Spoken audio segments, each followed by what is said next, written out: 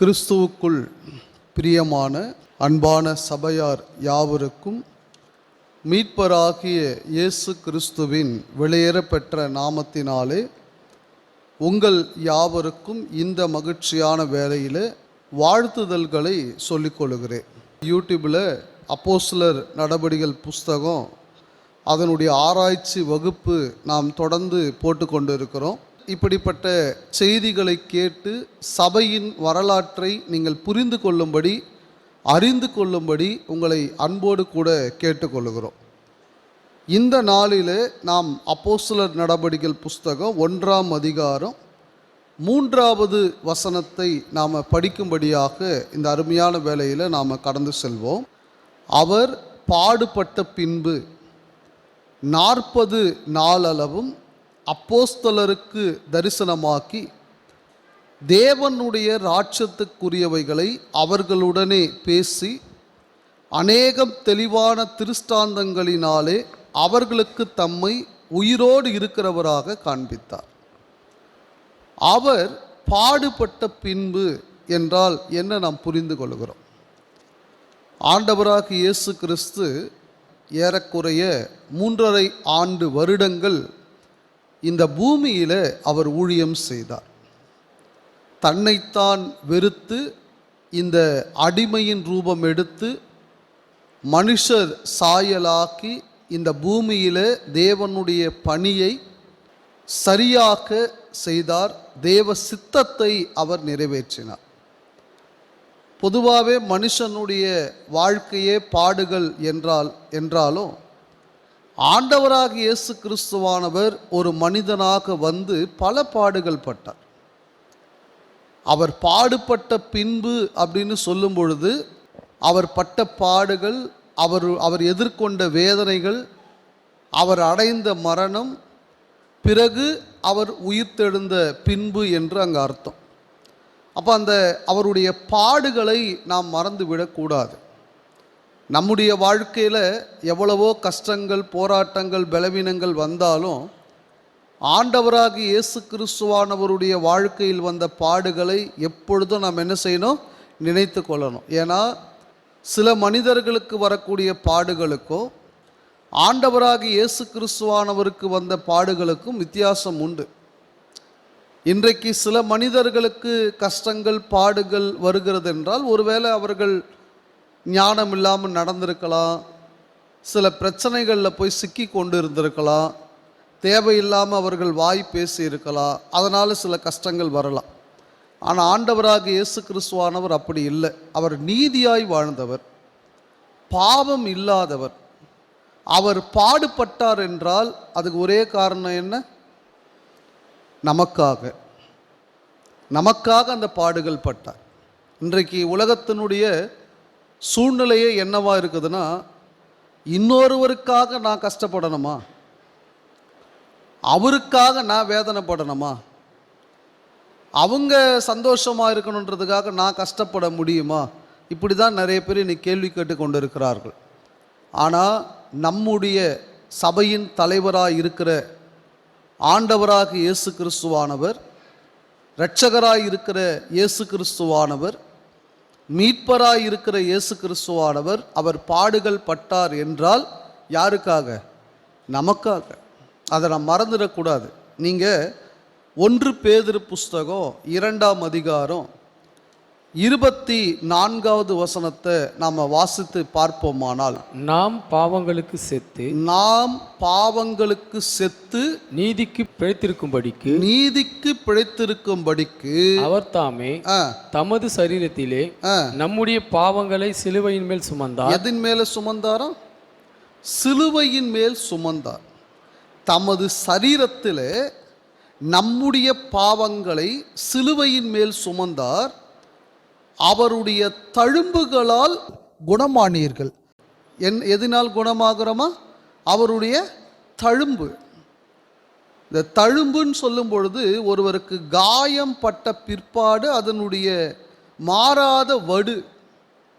அப்போ ஆண்டவராக இயேசு கிறிஸ்துவானவர் பட்ட பாடுகள் என்பது எதற்காக?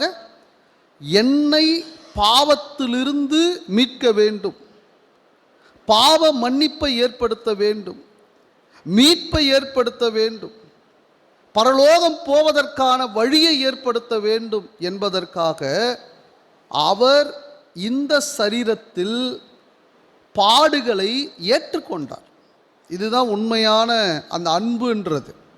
நீங்கள் இதே 1 பேதுரு புஸ்தகம் 3ஆம் அதிகாரம் 18வது வசனத்தை கவனித்து பார்ப்பீர்களானா, ஏனெனில் கிறிஸ்துவும் நம்மை தேவனிடத்தில் சேர்க்கும்படி அநீதியுள்ளவர்களுக்கு பதிலாக, அந்த வார்த்தையை கவனித்து பாருங்க, அநீதியுள்ளவர்களுக்கு பதிலாக, ஏன் நம்மை தேவனிடத்தில் சேர்க்கும்படி அநீதியுள்ளவர்களுக்கு பதிலாக நீதியுள்ளவராய் பாவங்களின் நிமித்தம் ஒரு தரம் பாடுபட்டார். அவர் மாம்சத்திலே கொலையுண்டு ஆவியிலே உயிர்ப்பிக்கப்பட்டார். நீங்க கவனித்து பாருங்க, ஆண்டவராக இயேசு கிறிஸ்துவானவர் நமக்காக அவர் பாடுகள் பட்டார்.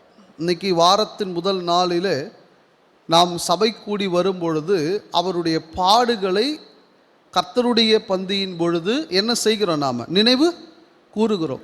எந்த அளவுக்கு நாம் உண்மையாகவே இயேசு கிறிஸ்துவனுடைய பாடுகளை நினைவு கூறுகிறோம் என்பதை நீங்கள் சிந்தித்து பாருங்கள்.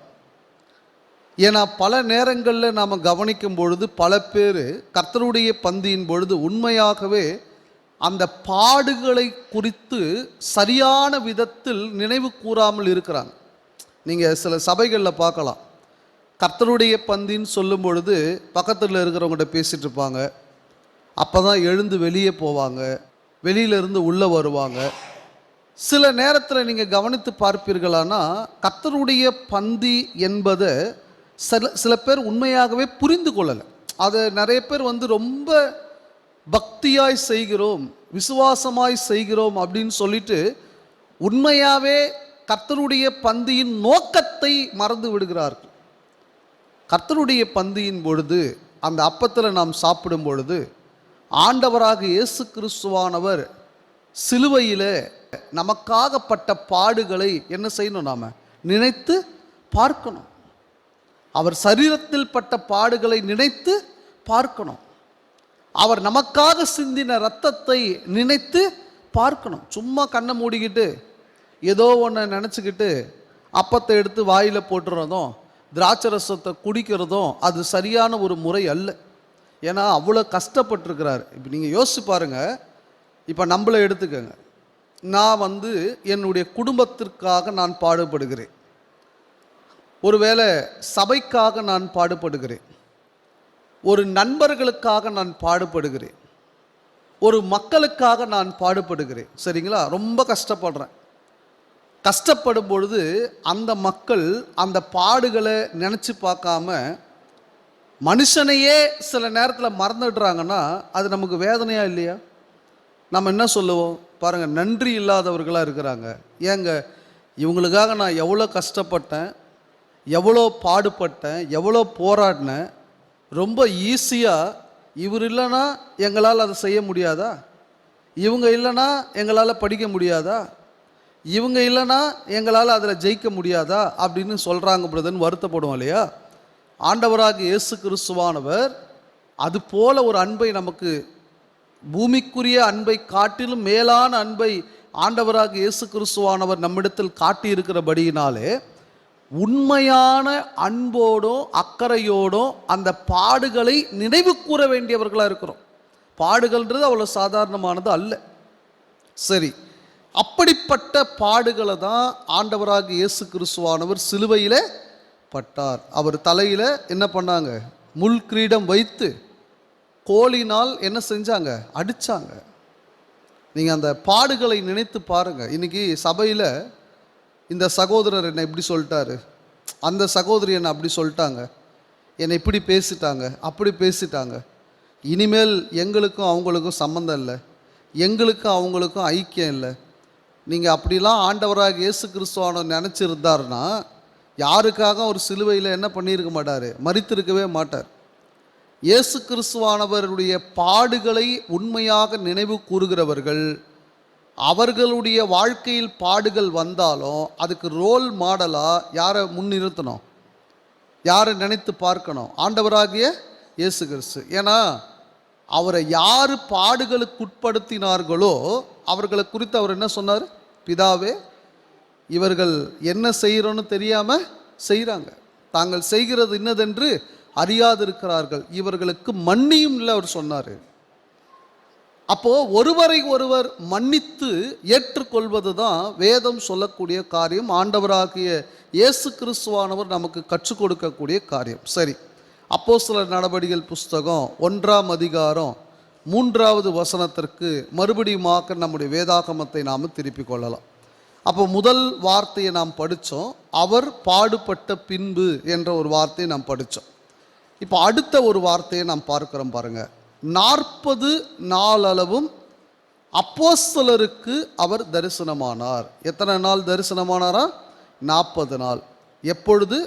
இயேசு கிறிஸ்துவானவர் உயிர்த்தெழுந்த பிற்பாடு. இயேசு கிறிஸ்துவானவர் உயிர்த்தெழுந்த பிற்பாடு. அவர் மரணம் அடைந்தார், அடக்கம் பண்ணினார்கள், 3ஆம் நாளில் என்ன செஞ்சார்? அவர் உயிர்த்தெழுந்தார். உயிர்த்தெழுந்து சீஷர்களுக்கு எத்தனை நாள் தன்னை உயிரோடு இருக்கிறவராக காண்பித்தார்னா 40 நாள் காண்பித்தார். இந்த 40ன்றது பைபிளில் பல இடத்துல வரக்கூடியது தான். மோசே 2 முறை 40 நாட்களாக மலையின் மேலே சட்டத்தை பெறும்படி என்ன செய்திருந்தார்? அவர் காத்திருந்தார் இல்லைங்களா? முதல் தடவை அந்த சட்டத்தை, அந்த கட்டளைகளை வாங்கிட்டு வராரு, கற்பலகைகளை எடுத்துகிட்டு வராரு. யாத்திராகமம் 32ஆம் அதிகாரத்தில் இஸ்ரவேல் மக்கள் பொன் கன்றுக்குட்டிகளை உண்டாக்கி கொண்டிருந்த பொழுது அதை தூக்கி போட்டு உடைச்சிட்டார். மறுபடியும் 40 நாட்கள் மலையின் மேலே இருந்து அந்த சட்டங்களை பெற்று கொண்டு வந்தார், 40 டேஸ். அதே போல் 40 நாட்கள் இரவும் பகலும் என்ன வந்துச்சு? மழை பெய்தது இல்லைங்களா? 40 நாட்கள் நீங்கள் பார்த்தீங்களான்னா விடாமல் மழை பெய்தது. ஆண்டவராக இயேசு கிறிஸ்துவானவர் 40 நாட்கள் அவர் என்ன இருந்தாருங்க? உபவாசம் இருந்தார். 40 நாட்கள் என்பது மாத்திரமல்ல, 40 வருடம் என்பது கூட வேதத்தில் சொல்லப்படக்கூடிய ஒரு காரியம்தான். இஸ்ரவேல் மக்களுடைய பயணம் எவ்வளோ இருந்தது? 40 வருஷம். மோசே 120 வருஷம் வாழ்ந்தார், அவருடைய ஆயுசு நாள். ஆனால் நீங்கள் அதை பிரிச்சிங்களான்னா ஃபஸ்ட்டு 40 வருஷம் அவர் அரண்மனையில் பார்வோனுடைய குமாரத்தின் மகனாக வளர்க்கப்பட்டார். அடுத்த 40 வருஷம் அவர் ஆடு மேய்த்து கொண்டு இருந்தார். அடுத்த 40 வருஷம் இஸ்ரவேல் மக்களை என்ன பண்ணுறார்? அவர் வழி நடத்துகிறார். சவுல், தாவீது, சாலமோன் ஆகிய ராஜாக்கள். சவுல் 40 ஆண்டு காலம் ஆட்சி செய்தார், தாவீது 40 ஆண்டு காலம் ஆட்சி செய்தார், சாலமோன் 40 ஆண்டு காலம் ஆட்சி செய்தார். ஸோ இந்த 40ன்ற வார்த்தை பைபிளில் நிறைய இடத்துல இருக்குது. இப்போ ஒரு கேள்வி, அப்போது 40ன்றதுனால ஏதாவது ஸ்பெஷல் இருக்குதா பிரதர் அந்த நாளில்?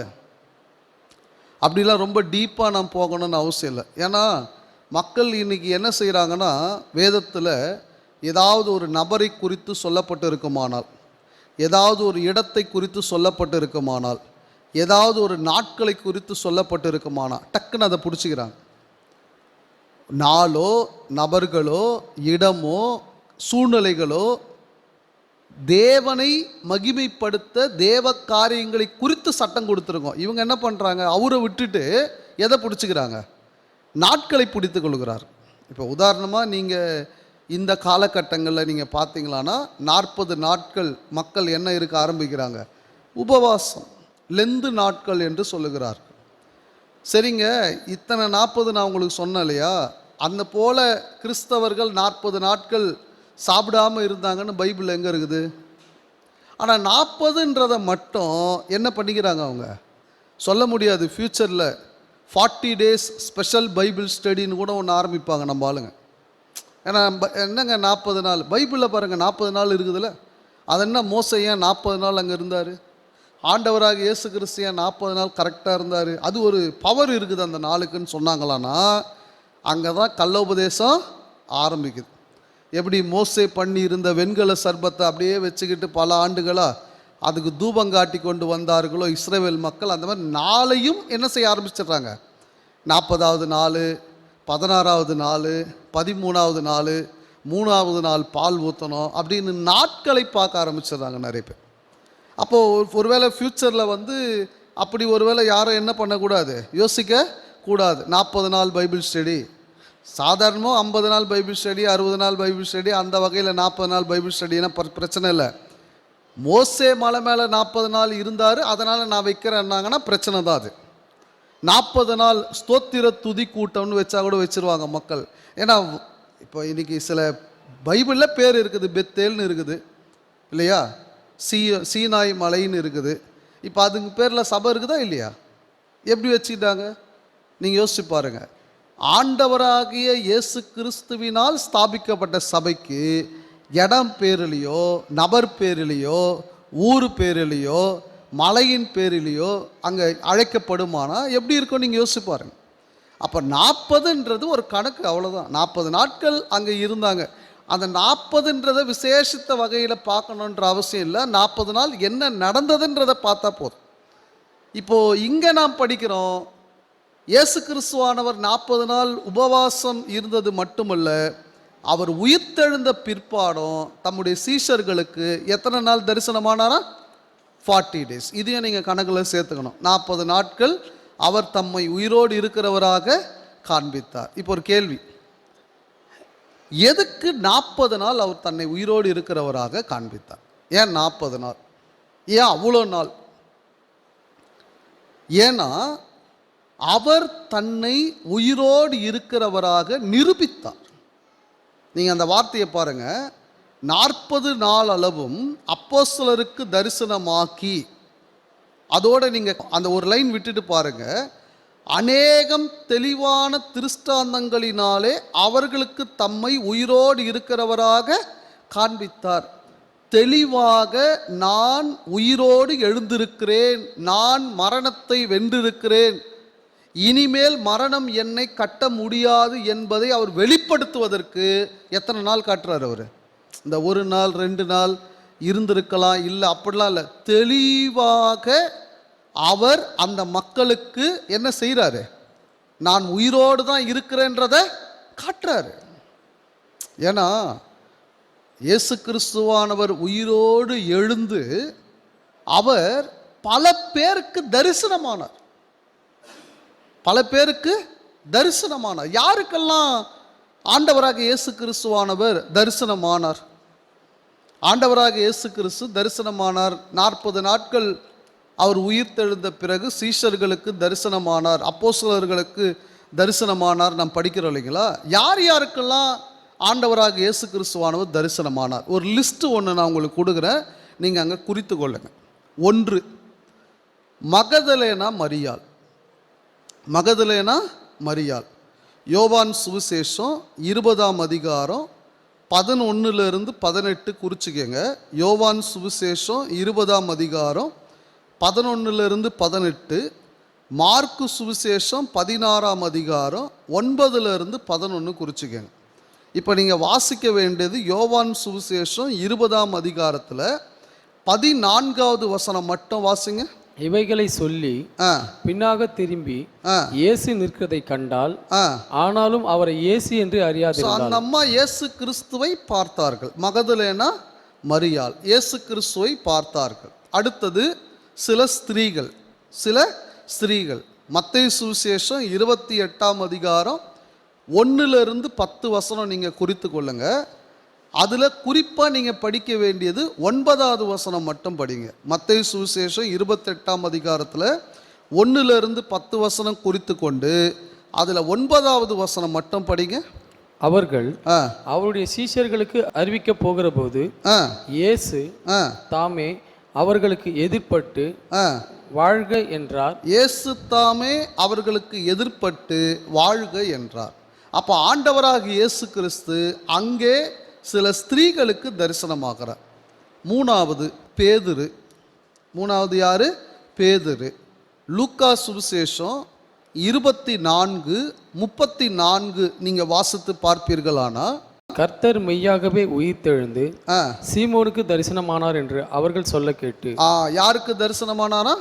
சீமோன். இன்னொரு வசனம் பாருங்க, அதுக்கு 1 கொரிந்தியர் 15ஆம் அதிகாரம் 5வது வசனம். கேபாவுக்கும் பின்பு 12 தரிசனமானார். பாருங்க, 1 கொரிந்தியர் 15ஆம் அதிகாரம் 5வது வசனத்தில் நாம் படிக்கிறோம், கேபாவுக்கும் பின்பு 12 என்ன செஞ்சாரு? தரிசனமானார். அப்ப யாருக்கு தரிசனமானாரா? பேதுரு, கேபா என்று அழைக்கப்பட்ட பேதுரு. அடுத்து 4வது எம்மாவூர் சாலையில 2 பேருக்கு. எம்மாவூர் சாலையில 2 பேருக்கு. வசன பகுதி குறிச்சுக்கங்க. லூக்கா 24 13 31. சரிங்களா? அடுத்து 5வது 10 அப்போஸ்தலர்கள் இருக்கும் பொழுது, அப்போ தோமா மட்டும் இல்லை அந்த இடத்துல. ஆண்டவராக இயேசு கிறிஸ்துவானவர் தரிசனமாகும் போது தோமா இல்லை, 10 பேருக்கு தரிசனமாகிறார். யோவான் சுவிசேஷம் 20ஆம் அதிகாரம் 19 23. யோவான் சுவிசேஷம் 20ஆம் அதிகாரம் 19 23.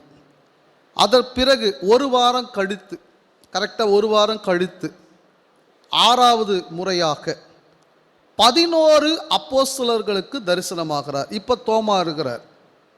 இந்த முறை தோமா இருக்கிறார், கூட இருக்கிறார். வசன பகுதி யோவான் சுவிசேஷம் 20ஆம் அதிகாரம் 26 28. யோவான் சுவிசேஷம் 20ஆம் அதிகாரம் 26 28. சரிங்களா? அப்போ தோமா அந்த விசுவாசத்தோடு அவர் வரார். சரி, 7வது 7 அப்போஸ்தலர்களுக்கு அல்லது சீஷர்களுக்கு அவர் தரிசனமாகிறார். இவங்க மறுபடியும் மீன் பிடிக்க போயிடுறாங்க. அப்போ அவங்களுக்கு தரிசனமாகிறார் 7 பேருக்கு. யோவான் 21ஆம் அதிகாரம் 1 14. யோவான் சுவிசேஷம் 21ஆம் அதிகாரத்தில் 1 14 வசனங்கள் பாருங்க. எத்தனை தடவை ஆண்டவராக இயேசு கிறிஸ்துவானவர் உயிர்த்தெழுந்த பிறகு தரிசனமாகிறான்னு பாருங்க. 8வது, இதுதான் ரொம்ப முக்கியமான ஒரு வசன பகுதி. எல்லாமே முக்கியம்தான். ஏன் நான் இங்கே முக்கியம்னு சொல்கிறேன்னா, கவுண்டிங்காக வாசிங்க.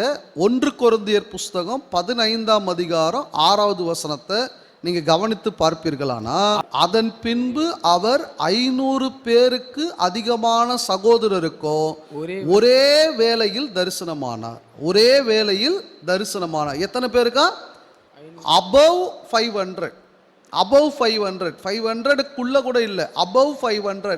500 பேருக்கும் அதிகமான சகோதரருக்கு. இப்போ இயேசு கிறிஸ்து உயிர்த்தெழலன்னு யாராவது சொல்ல முடியுமா? நீங்க யோசிச்சு பாருங்க.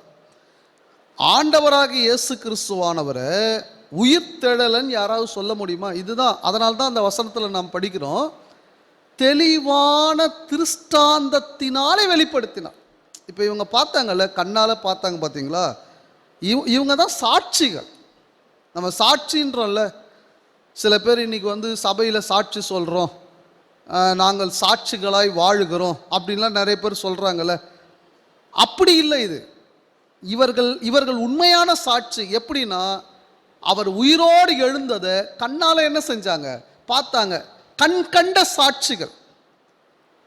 இப்போ பேதுரு சாட்சி கூறினார் அப்படின்னு நீங்கள் பைபிளில் படித்தா என்ன சாட்சி கூறியிருப்பார் நீங்கள் நினைக்கிறீங்க?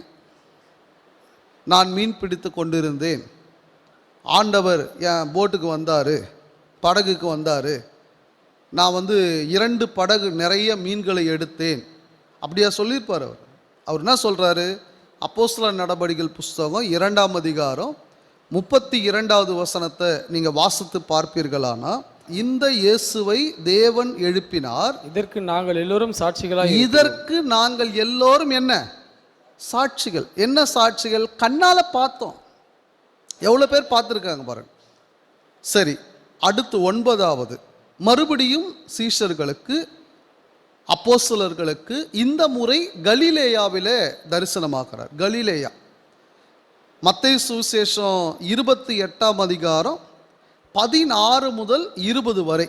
16 முதல் இங்கே தான் பிரதான கட்டளை கொடுக்கிறார் அந்த அப்போஸ்தலர்களுக்கு. என்ன சொல்றாரு? நீங்கள் உலகமெங்கும் போய் சகல ஜாதிகளுக்கும் சுவிசேஷத்தை பிரசங்கியுங்க, எல்லாரையும் சீஷர் ஆக்குங்க, பிதா குமாரன் பரிசுத்த ஆவியின் நாமத்தில் அவங்களுக்கு என்ன கொடுங்க? ஞானஸ்நானம் கொடுங்க, நான் உங்களுக்கு கட்டளையிட்ட யாவையும் அவர்கள் கை கொள்ளும்படி அவர்களுக்கு உபதேசம் பண்ணுங்கள். இந்த முறை தான் அவர் சொல்கிறார்.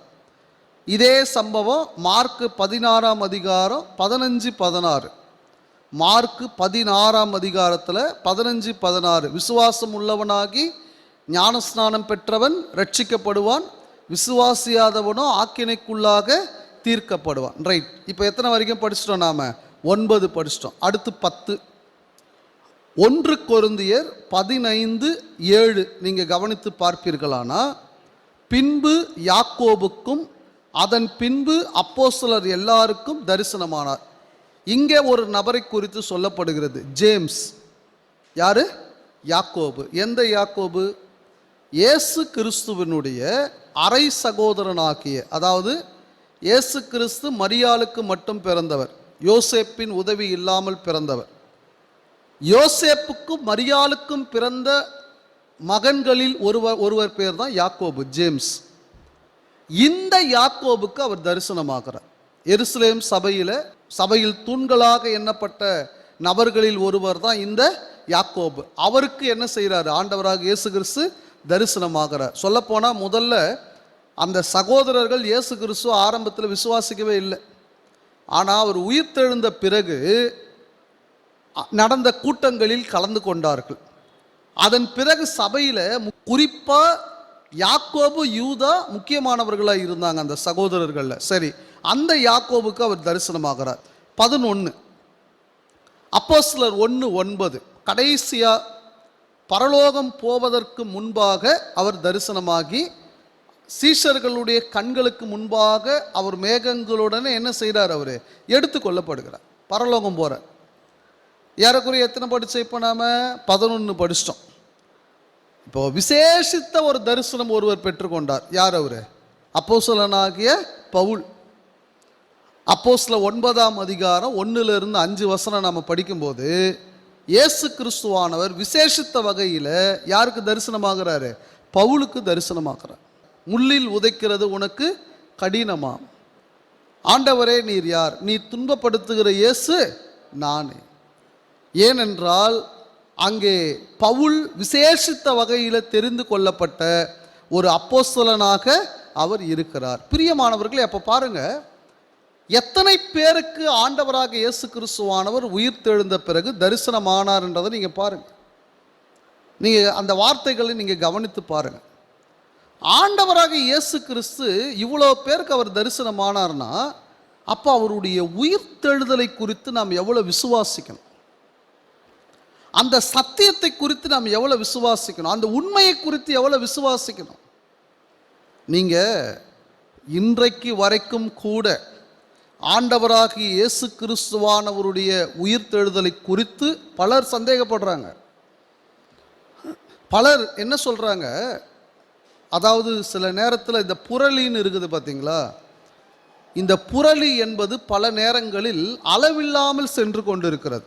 இன்றைக்கி பொதுவாகவே ஒரு மனுஷர்களை பற்றி மனுஷர்கள் சொல்லக்கூடிய புரளி என்பது எப்படி இருக்குது? ஒன்று வேணாம், சக காலத்தில் வாழக்கூடிய ஒரு மனுஷனை பற்றி பல பேர் என்ன சொல்லுவாங்கன்னா, வித்தியாசமாக பேசுவாங்க. சரிங்களா? அவர் இப்படியாம, அவருக்கு குடும்பம் இப்படி போதாம, அவர் இந்த வேலை செய்கிறாராம, அவர் இந்த பிஸ்னஸ் செய்கிறாராமன்னு சொல்லுவாங்க. உண்மையாகவே அவர் என்ன செய்கிறாருன்றது யாருக்குமே தெரியாது. இவ்வளோ ஏன் விட்டுருங்க. சில நேரத்தில் கூட இருந்து கொண்டே பல பேருக்கு ஒருத்தரை புரிஞ்சிக்க முடியாது. கூட தான் இருப்பாங்க, ஆனால் அவர் என்ன யோசிக்கிறாருன்னு இவங்களுக்கு தெரியாது, அவங்க என்ன சிந்திக்கிறாங்கன்னு இவருக்கு தெரியாது. ரைட்டுங்களா? இப்போ நான் ஏன் இந்த உதாரணத்தை நான் சொல்ல வரேன்னா, 2006 ஒரு படம் ஒன்று எடுக்கிறாங்க, த டாவின்சி கோட் அப்படின்னு ஒரு படம். இந்த படத்தில் என்ன சொல்கிறாங்கன்னா, இயேசு கிறிஸ்துவானவர் உயிர் தெழவே இல்லை, அவர் மரணம் அடையவே இல்லை என்று சொல்லுகிறார்கள்.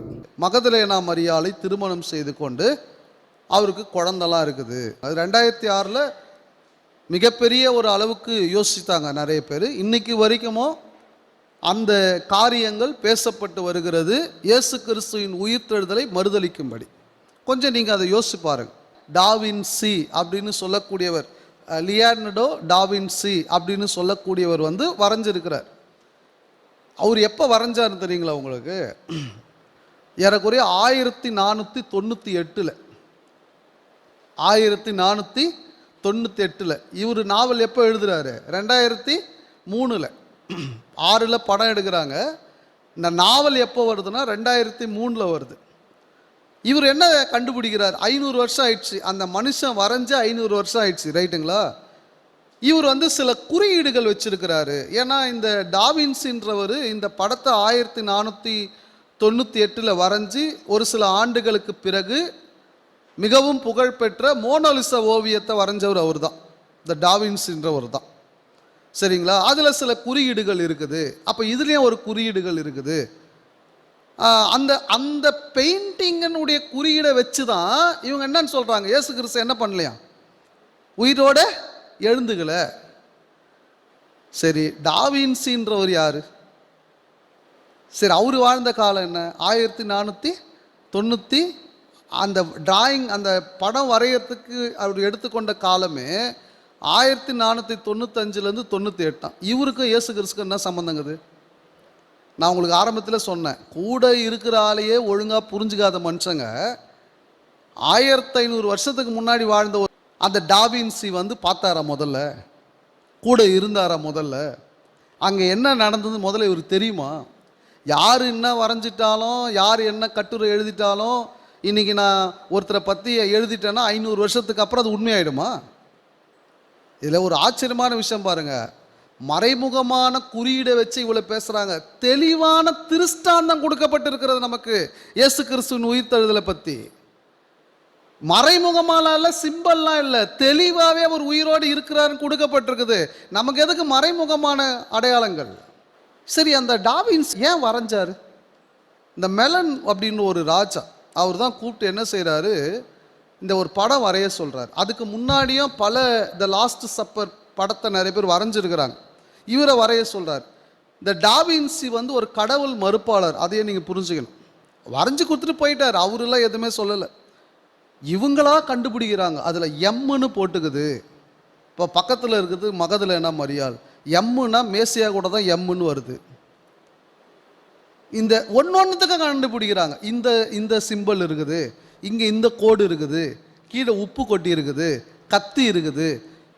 இதுக்கு பதிலாக அவங்க உயிர்த்தெழுதலை குறித்து விசுவாசித்து இயேசு கிறிஸ்துவோடைய வசனத்தை படித்து சிந்திக்கலாம். சில பேருடைய மெயினான நோக்கம் என்ன தெரியுங்களா, ஒரு உயிர்த்தெழுதலை மறுதளிக்கணும். அதுக்கு அவங்க தேடுறாங்க.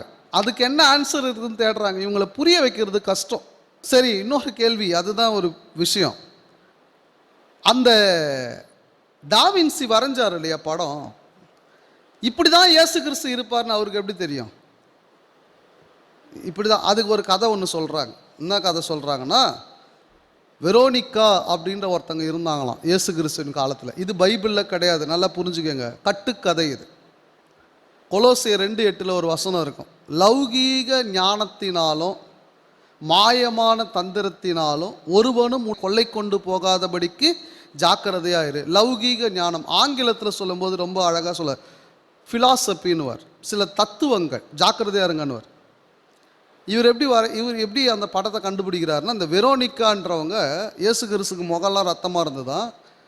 ஒரு ஒயிட் துணி எடுத்துன்னு போய் தொடச்சாங்களாம். அந்த முகம் அந்த துணியில் வந்து பிரிண்ட் ஆயிடுச்சான். அது உலகத்திலே புரியாத ஒரு புதிர். அது நம்ம முகத்தில் கூட ரத்தம் இருக்கட்டும், துணி எடுத்துன்னு போய் துடைக்கிறோம், முகம் எப்படி பிரிண்ட் ஆகும் அதில்? அதுவே முதல்ல பொய், ரைட்டுங்களா? சரி, அதை தான் இவர் பார்த்து வரைஞ்சார். அதை பார்த்தாலும் இவர் என்ன பண்ணுறாரு, ஒரு மாடல் தேடுறார் வரைகிறதுக்கு. ஒருத்தரை கண்டுபிடிக்கிறார். அவர் பப்பில் பாட்டு பாடிட்டு இருந்தவராம். அவரை கூப்பிட்டு வச்சு, இவர் தான் இயேசு கிறிஸ்துவ போல முகம் இருக்குதுன்னு உட்கார வச்சு வரைஞ்சிட்டாரு. ஒவ்வொருத்தரும் தேடி தேடி வரைகிறார் படத்தை, அந்த முகத்தெல்லாம். ஒருத்தரை மட்டும் கண்டுபிடிக்க முடியல. யார்? யூதாஸ் காரியத். கடைசியாக ஒருத்தனை கண்டுபிடிச்சி, அவன் ஒல்லியாக ரொம்ப ஒரு மாதிரி முகத்தோடு இருந்தான். அவனை கண்டுபிடிச்சி வரைஞ்சா அவர் சொல்கிறாராம், ஏற்கனவே நீங்கள் என்னை வரைஞ்சிருக்கிறீங்க. என்னப்பா சொல்கிறேன்னா, இயேசு கிறிஸ்துக்கு பதிலாக வரைஞ்சவர் அவர் தானா. அவன் ஏதோ தப்பு பண்ணிட்டு ஜெயிலுக்கு போயிட்டான் போல அவன்.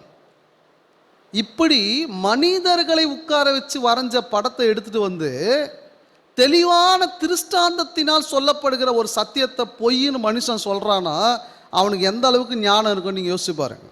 அந்த வரைந்த படமே தவறு, அதில் உள்ள முகங்களும் தவறு, அதில் இருந்து உண்மையை கண்டுபிடிக்கிறோன்னு இவங்க சொல்கிறாங்கன்னா அது எவ்வளோ பெரிய தவறாக இருக்குன்னு பாருங்கள். இயேசு கிறிஸ்துவானவருடைய உயிர்த்தெழுதல் ஒரு மூலையில் நடந்தது இல்லை, ஏதோ ஒருத்தர் எழுதப்பட்ட கட்டுக்கதை இல்லை. எத்தனை பேர் அவர் உயிரோடு எழுந்ததை பார்த்தாங்கன்றதை நீங்கள் புரிந்து கொள்ளுங்க. இந்த உயிர்த்தெழுதலை இன்றைக்கு நாம் விசுவாசித்து, இந்த உயிர்த்தெழுதலை இன்றைக்கு நாம் புரிந்து கொண்டு கிறிஸ்து இயேசுவுக்குள்ளாக நாம் வாழணும். அந்த உயிர்த்தெழுதலை நாம் விசுவாசிக்கணும். நீங்க பாருங்க, இந்த உயிர்த்தெழுதல் எவ்வளவு பிரதானமானதுன்னா, இன்னைக்கு நிறைய பேர் சபைகள் என்ன நடக்குது, நேற்று ஒரு சகோதரர் அனுப்பியிருந்தார், சீக்கிரத்தில் எப்படி பணம் சம்பாதிப்பதுன்னு ப்ரேயர் மீட்டிங்கா. பணம் சம்பாதிக்கிறதுன்னு ஒரு மீட்டிங், அதுக்கு ஃபீஸு 300 ரூபாய், 500 ரூபாய், 1000 ரூபாய். இயேசு கிறிஸ்துவினுடைய அப்போஸ்தலர்கள் போகிற இடத்துலலாம் பணம் சம்பாதிப்பது எப்படி அப்படின்னு சொல்லலை. இல்லை உங்களுக்கு வியாதி போயிடும் அப்படின்னு பிரசங்கம் பண்ணல. அவங்க போகிற இடத்துலலாம் மிக தெளிவாக, திருஷ்டாந்தமாக, வைராக்கியமாக அவங்க பிரசங்கம் பண்ணது என்ன தெரியுங்களா? இயேசு கிறிஸ்துவனுடைய உயிர்த்தெழுதல். எங்கே போனாலும் அதை தான் பிரசங்கம் பண்ணாங்க. அவர் உயிர்த்தெழுந்ததை உலகத்தில் இருக்கிற ஜனங்கள் விசுவாசிக்கணும். மரணத்தை வென்றார், அதே போல நாமும் மரணத்தை என்ன செய்வோம்? ஜெயிப்போம். நீங்கள் வாசி பாருங்களேன், அப்போஸ்தலர் நடவடிக்கைகள் புஸ்தகத்திற்கு உங்களுடைய வேதாகமத்தை நீங்கள் திருப்பிக் கொள்வீர்களானா 2ஆம் அதிகாரம் 24வது வசனம் வாசிங்க.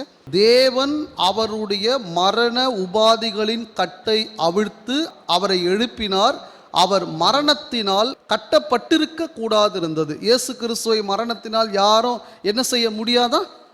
கட்ட முடியாது. நான் வேகமாக சில வசனங்கள் படிக்கிறேன், கவனித்து பாருங்க.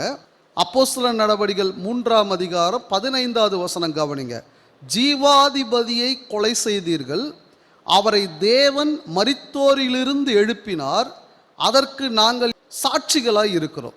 5ஆம் அதிகாரத்திற்கு உங்களுடைய வேதாகமத்தை நீங்கள் திருப்பிக் கொள்ளுங்க. அப்போஸ்தலர் நடவடிக்கைகள் புஸ்தகம் 5ஆம் அதிகாரத்துக்கு உங்கள் வேதாகமத்தை நீங்கள் திருப்பிக் கொண்டு 30வது வசனத்தை நீங்கள் பாருங்க.